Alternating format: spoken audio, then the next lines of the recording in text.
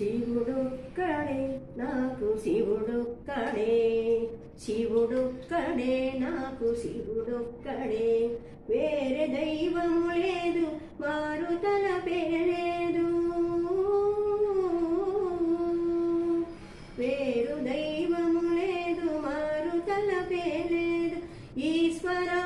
అంటేను ఐశ్వర్యమిచ్చేటి శివుడొక్కడే నాకు శివుడొక్కడే, శివుడొక్కడే నాకు శివుడొక్కడే, వేరే దైవము లేదు మారు